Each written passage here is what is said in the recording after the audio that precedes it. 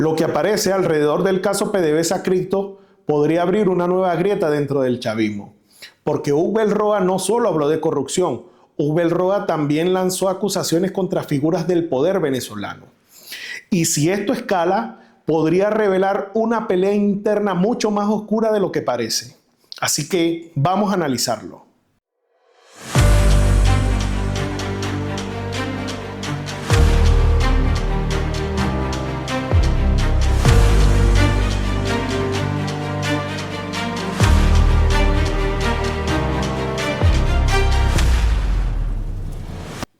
Vamos a analizar el expediente Hugo El Roa, el cual prendió el ventilador para acusar al hermano de Tarek William Saab, ¿verdad? Hugo El Roa es diputado del PSV, acusado en la trama PDVSA Cripto. Calificó el proceso como la simulación de hecho punible más grande de la historia y denunció que su detención fue una retaliación política de Tarek William Saab para frenar una supuesta investigación parlamentaria que tocaba directamente a su entorno familiar en la faja del Orinoco. Dijo haber sido torturado. Bueno, como podemos ver, Hugo El Roa acá, quien fue diputado del PSV en la Asamblea Nacional, él se ve acusado y se ve envuelto en la trama de corrupción, una de las más grandes que ha habido en Venezuela, que es el caso PDVSA Cripto. Pero él además expresa que esto fue una retaliación, es decir, el expediente que abrieron en su contra, en este caso lo hizo Tarek William Saab, quien en ese momento era fiscal general de la República, lo hizo en retaliación, digamos, para, porque esto, digamos, la investigación que venían haciendo en la Asamblea Nacional tocaba el entorno familiar directo de Tarek William Saab dentro de la faja del Orinoco. ¿Qué sucedió allí? Vamos a ver si lo expresa acá en las declaraciones. También dijo haber sido torturado. Es lamentable que esto suceda y que él lo exprese de esta forma, pues.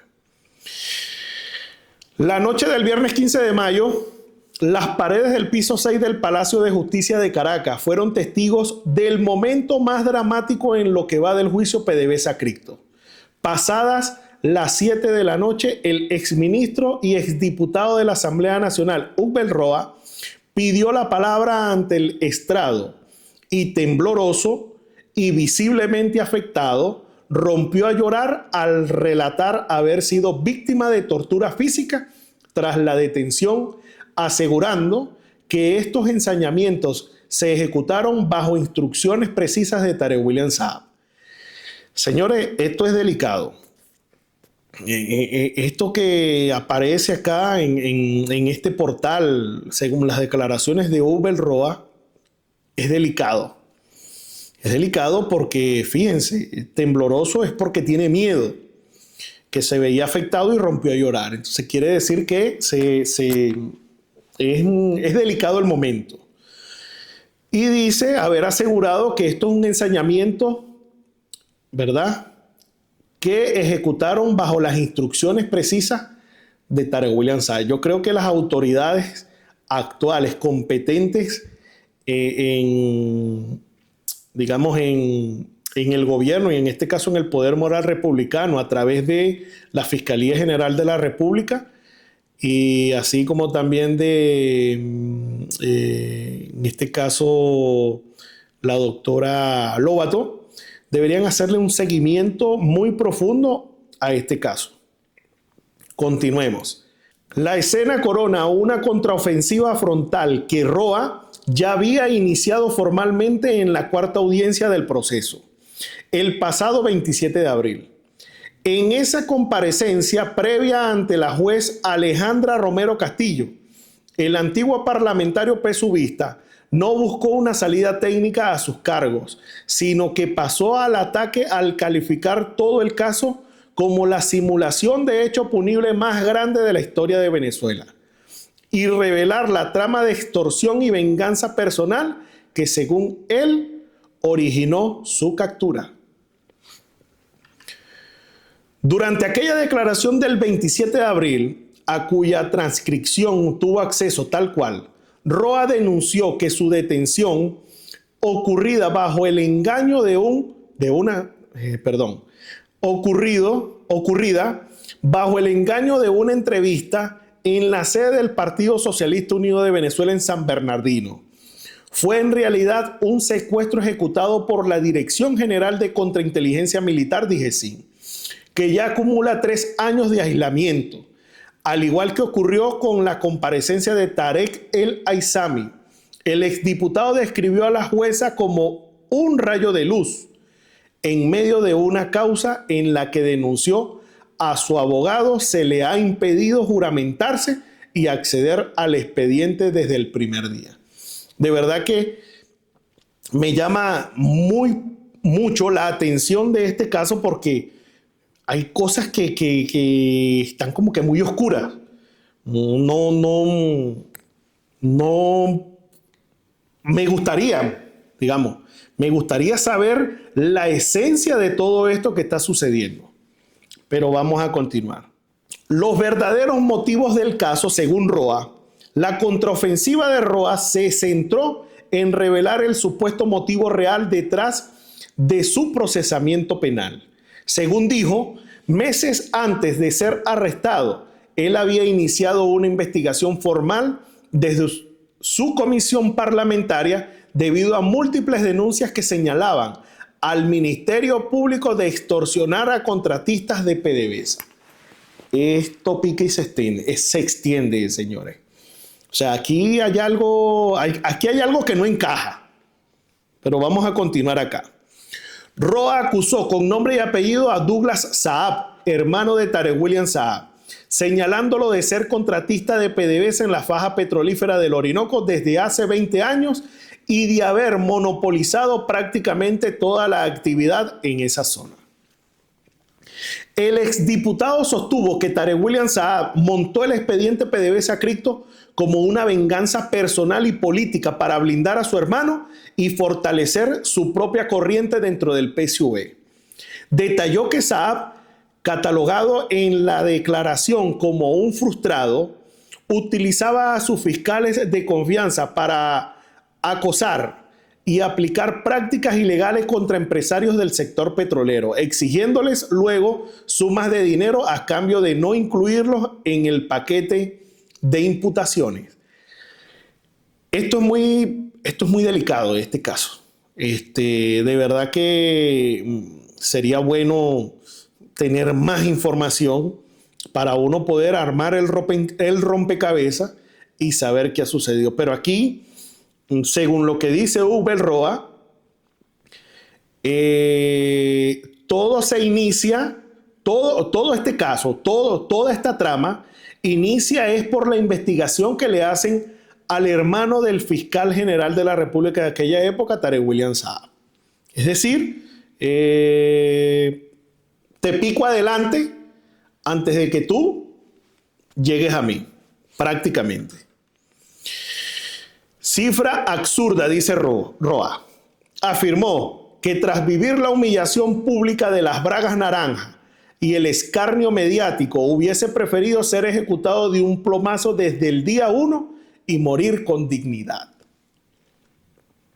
Roa argumentó que la cifra de 23.000 millones de dólares en pérdidas publicitada por la Fiscalía es una exageración absurda y una aberración procesal imposible de demostrar. Veamos, porque se ve interesante esto que él acaba de decir.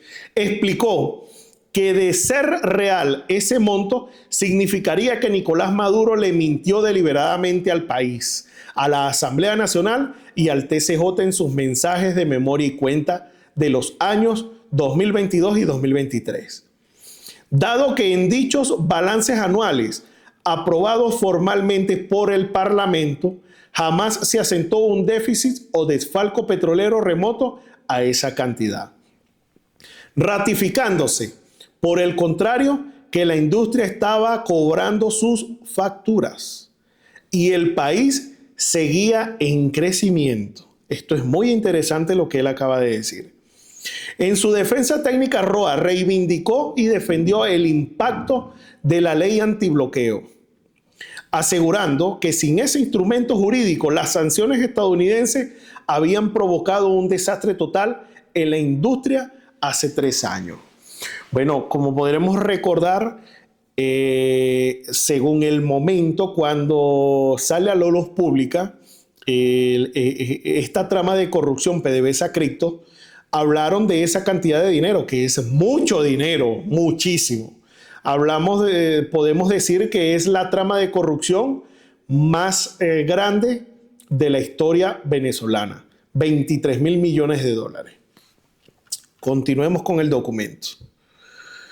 Con las declaraciones.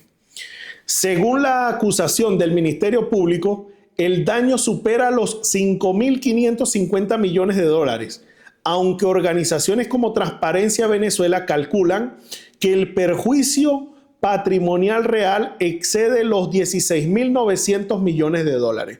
Estamos hablando de mucho dinero, así sea $1. Es un hecho de corrupción y es muy delicado. Torturas por un video y agresiones compartidas. La declaración describe abusos físicos específicos. Roa denunció que fue presionado para denunciar a su cargo de diputado, a lo que se negó, y que intentaron obligarlo a grabar un video confesando una falsa conspiración de golpe de Estado junto a Leopoldo López, por negarse a grabar dicha confesión forzada. Roa denunció que los funcionarios le cayeron a palos, tanto a él como a su esposa. Esto es delicado. Señaló directamente que esta agresión física era del pleno conocimiento del general Serrano, de la Policía Nacional contra la Corrupción, del exfiscal Farid Karim Mora, mencionado en el texto como Farid, y del propio Tarek William Saab. La instrucción de forzar el video, según Roa, provino directamente de Saab y Farid Mora.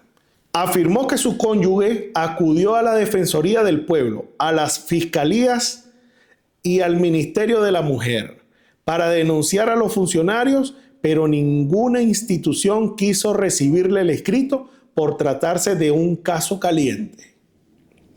Roa manifestó un profundo pesar ideológico al reconocer que le resulta doloroso admitir que en la Cuarta República el propio Hugo Chávez gozó de mayores derechos, mejor debido proceso y un trato más humano que el que él se le ha brindado desde su arresto. Se dan cuenta cómo desean los tiempos de la Cuarta República. Es lamentable, pero bueno, ya está montado el caso y continuemos. Acusó al Estado de cometer delitos de lesa humanidad al violar abiertamente su inmunidad parlamentaria y sus garantías constitucionales. Finalmente expresó tener fe en el nuevo fiscal Larry Daboe, aunque advirtió con tono sombrío que los tentáculos e influencias directas de Tarek William Saab todavía manejan decisiones de los fiscales, los tribunales y el régimen interno del servicio penitenciario. Aquí el Estado sí tiene que tomar cartas en el asunto y tiene que desmontar, digamos, todos esos tentáculos, como lo expresa acá este señor. Ojo, no lo estoy defendiendo, sino que simplemente les estoy analizando el caso y les estoy, digamos, emitiendo una opinión donde haya que hacerla. Yo particularmente creo que todo debe desmontarse, porque también hay casos de presos políticos que son inocentes y que están allí. Están presos y no han tenido un debido proceso todavía, y por eso es que me uno en este caso a que todos esos tentáculos deben desmontarse. Patrón de la DIGESIN. Roa no es el único que ha desnudado el patrón de tratos crueles en la purga judicial.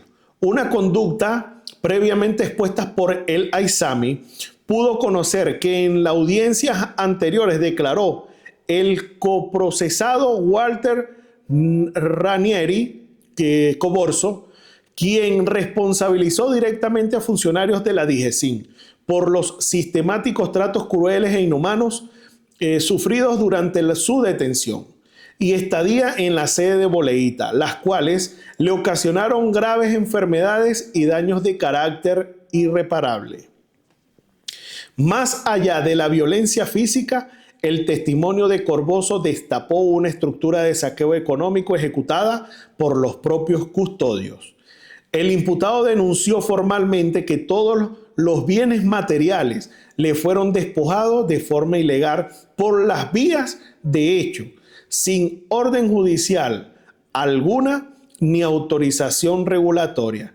Detalló que en la actualidad funcionarios del DIGESIN se encuentran viviendo en su propia casa, utilizando sus vehículos particulares y lucrándose activamente de la operación ilegal de todas sus empresas. Es delicado este caso, es fuerte, nos pone a pensar y nos quedan preguntas en el aire. Fuentes cercanas al proceso judicial confirmaron a este medio que Corboso individualizó las denuncias señalando directamente al director de la DIGESIN del Estado Mérida, Mayor Jimmy Germán Ibarra. De acuerdo con la acusación, el alto oficial militar se apropió personalmente de su residencia familiar, sus restaurantes, sus locales comerciales e incluso de su vestimenta y enseres personales. Corboso Perdón, pero es que también causa algo allí. Bueno, ustedes me entienden. Corboso alertó al tribunal que Ibarra actúa con total impunidad en la entidad andina, haciéndose pasar fraudulentamente como el representante legal de sus empresas ante instituciones públicas y privadas para desviar fondos del patrimonio incautado de facto. Realidad del Rodeo 1. Al evaluar las condiciones actuales de reclusión en el Rodeo 1, Ugbel Roa arrojó datos sobre el estado físico y psicológico de la población penal, civil y militar involucrada en la causa. Denunció que por las condiciones infrahumanas del penal ya han muerto 5 personas vinculadas a este expediente, sumado a múltiples intentos de suicidio. Es que me imagino que esto no debe ser fácil estar preso allí, según las mismas declaraciones de presos políticos que ya han salido del rodeo. Es que yo creo que, mire, las condiciones deplorables de las cárceles de Venezuela es un tema que deben tomar acciones instituciones internacionales que se dedican a, digamos, a los derechos humanos. Continuamos con esta declaración. Aseguró que los detenidos han desarrollado una dependencia fuerte a los antidepresivos debido al encierro severo que soportan desde el primer día. Eso no es nada fácil. Criticó que en 3 años de reclusión ni el Ministerio Público ni la Defensoría del Pueblo han realizado una sola inspección a las instalaciones del rodeo para constatar su situación. Cruzada. Tras 3 años de opacidad, el juicio por el mayor desfalco petrolero, caso PDVSA Cripto, en la historia reciente de Venezuela, ha salido del congelador. Y es verdad. Muchas personas en Venezuela nos estábamos preguntando qué habrá sucedido. Comentamos por allí en los grupos de WhatsApp, en las redes sociales, qué pasó con esto.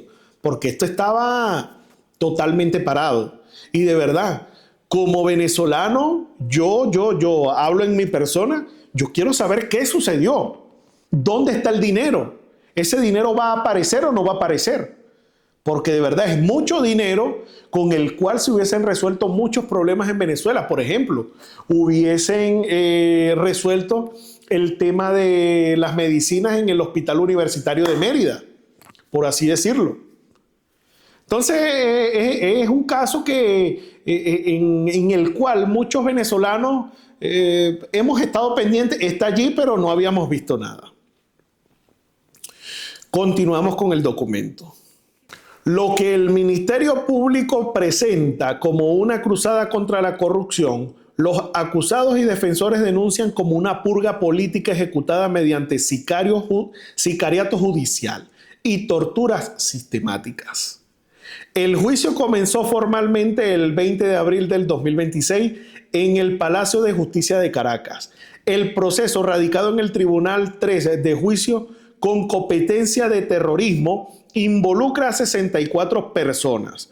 Entre los imputados figuran ex jerarcas que alguna vez se consideraron intocables. El exministro de Petróleo Tarek El Aissami, el exministro de Economía Simón Serpa, el exvicepresidente de Comercio de PDVSA Antonio Pérez Suárez y el exdiputado Ugbel Roa. El proceso judicial se ha llevado a cabo con el secretismo que caracteriza el modus operandi del Estado. Fuentes del Palacio de Justicia dijeron que Roa, el exministro Tarek El Aissami y los demás acusados ha pedido a la jueza que abra las puertas del tribunal basándose en el Código Orgánico Procesal Penal que establece el carácter público de todos los actos del juicio.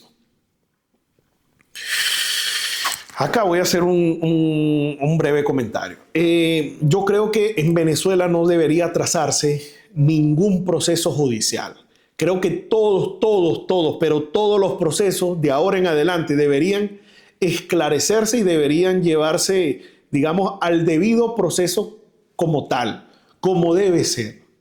Pese a lo anterior, se ha reclamado que los actos, tanto de defensa de los abogados como de declaración de los imputados, ha transcurrido a puertas cerradas, solo con la presencia de los miembros del tribunal, los 64 imputados y más de 40 abogados.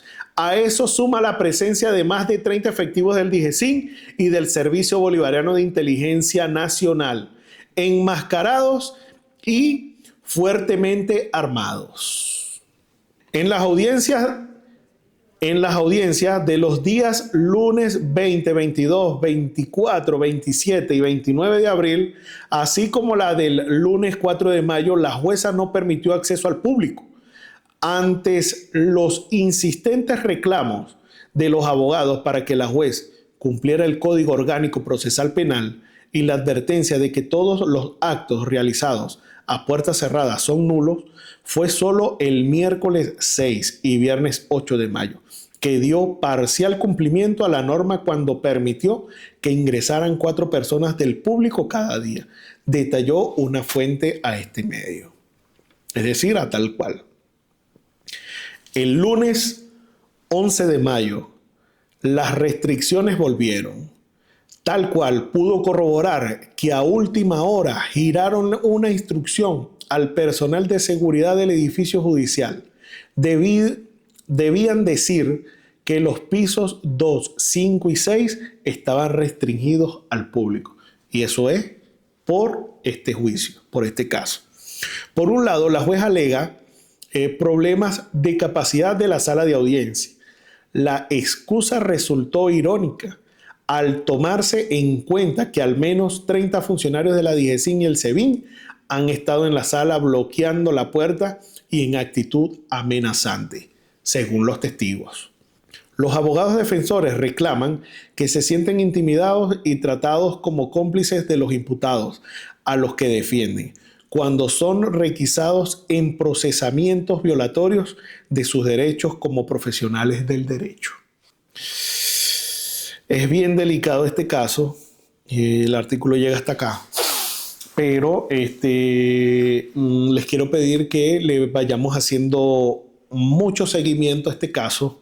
Por ahí han salido una que otras declaraciones que las vamos a ir mostrando en este canal, así que aprovecho la oportunidad para invitarte a que compartas este video, a que te suscribas y le des like. Así que muchas gracias.